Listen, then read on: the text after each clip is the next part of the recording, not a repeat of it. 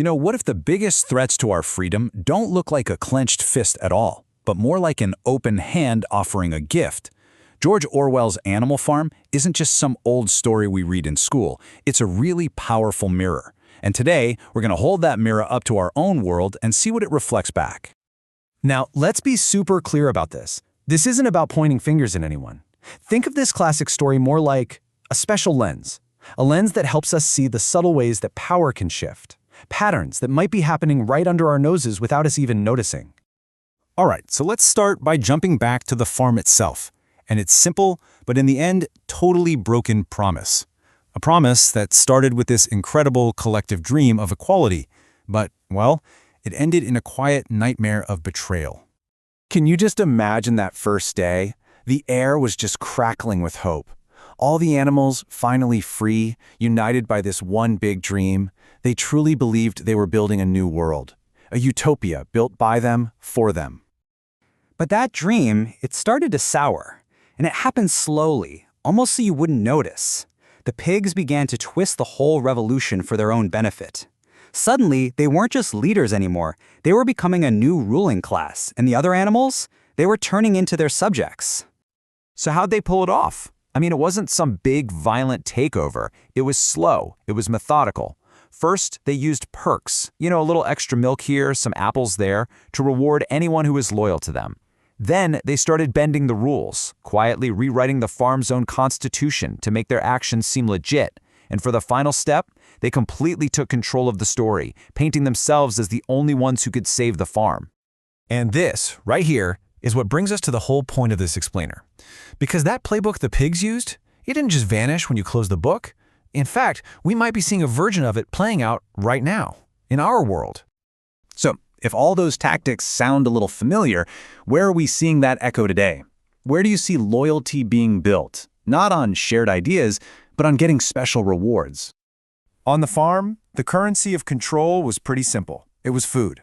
Today, well, the currency is often things like cars and cash. The method's a lot more sophisticated for sure, but the basic idea, it's exactly the same. Reward loyalty, and you get power. Now, on the surface, this can look like incredible generosity. And, in many cases, it really is. But it makes you ask a really important question. When does a gift stop being a gift and start being a tool of control? When does a helping hand turn into a golden chain? Because right under that shiny surface, a totally different game is being played. We're seeing the rise of a system where your allegiance can literally be bought, not earned through trust or respect. And the price tag for that loyalty? Sometimes it's our collective independence. And this shift away from public duty and toward private generosity, it has huge consequences. Because when we start relying on the whims of a few wealthy people, we really risk losing the stable, accountable institutions that are supposed to be there for everyone. Think back to the farm again. The pigs didn't just bend the rules, they completely shattered them. Those 7 commandments, the very foundation of their new society, were twisted and rewritten until they were just meaningless. The law became a joke, and the pigs were the only ones in on it. And, well, we can see a similar kind of pattern today. When the real power, the real money, starts flowing from private patrons, our public institutions can become these hollow shells. I mean, they're still there on paper, but the life, the actual purpose, it's been drained right out of them. You see, it creates this really dangerous trade-off.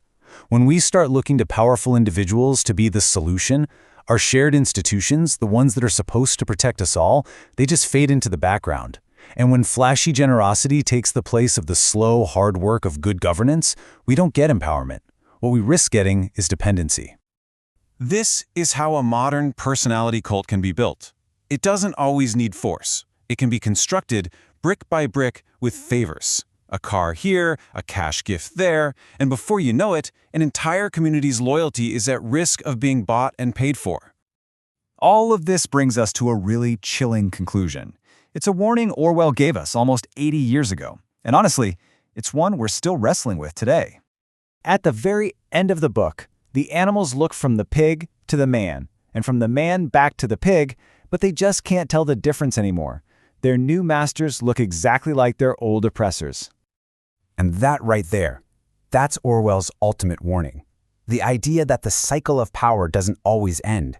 It just changes its clothes. And sometimes the kindest, most generous face can hide the cruelest intentions. So we're left with a choice, aren't we? We see what happens when the generosity of individuals starts to replace the responsibility of institutions. It can lead to dependency and chip away at the very systems meant to serve everyone. So the question for us is, are we going to invest in building strong, accountable systems, or are we going to place our faith in the hands of a few powerful people? History and a certain little farm have shown us pretty clearly where each of those paths can lead.